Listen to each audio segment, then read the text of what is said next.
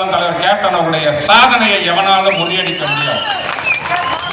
ஒண்ணு இல்ல, நான் சிம்பிளா சொல்றேன். ஏவாவில ஒரு பாலம் கட்டுறாரு தண்டராம்பட்டிக்கு பக்கத்துல. அதே தென்பெண்ணை ஆற்றின் குறுக்கே அதே மதிப்பீட்டிலே அங்கே ஒரு பாலம் கட்டப்படுகிறது.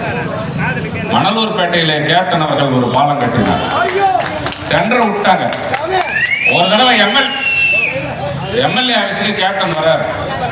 நாங்க எல்லாம் இருக்கிறோம். கருணாவும் இருக்கிறாரப்பா, இப்ப செய்யலாம் எல்லாம் நாங்க கோவிந்தா இருக்காரு, எல்லாம் இருக்கிறாரு. அந்த அதிகாரிகள் எல்லாம் கூட்டாரு கேப்டன்.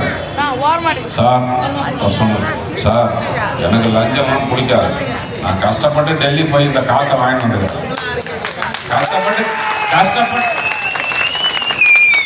கஷ்டப்பட்டு டெல்லி போய் இந்த காசை பிரதமரை பார்த்து வாங்கி வந்துக்கிறேன் சார்.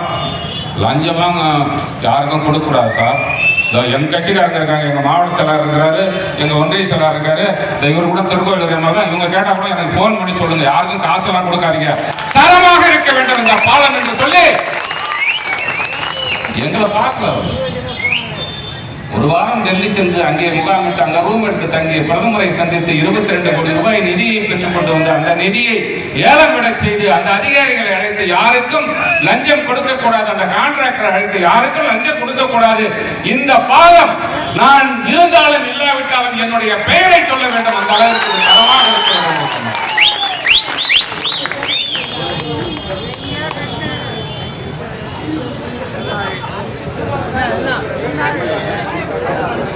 சப்ஜெக்ட் மறந்துட போகுது. இந்த பாலத்தை கட்டண முக்கியமான விஷயம் இதுதான்.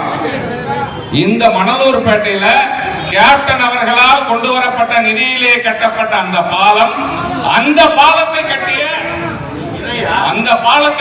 அதே ஒப்பந்ததாரர் கான்ட்ராக்டர், அதே ஒப்பந்ததாரர் தான் தண்டராம்பட்டில பாலத்தை கட்டுறாரு. அந்த பாலம் வந்த வெள்ளத்துக்கு அடிச்சுட்டு போயிடுச்சு. அப்ப எவ்வளவு நீங்கள் அதிலே லஞ்சம் வாங்கியிருக்கு.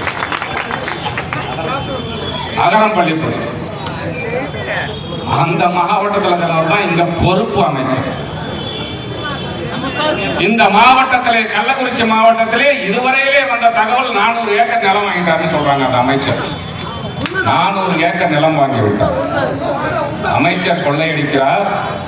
அமைச்சர் பெயரை வைத்து சட்டமன்ற உறுப்பினர் கொள்ளையடிக்கிறார். அந்த பணத்திமிர்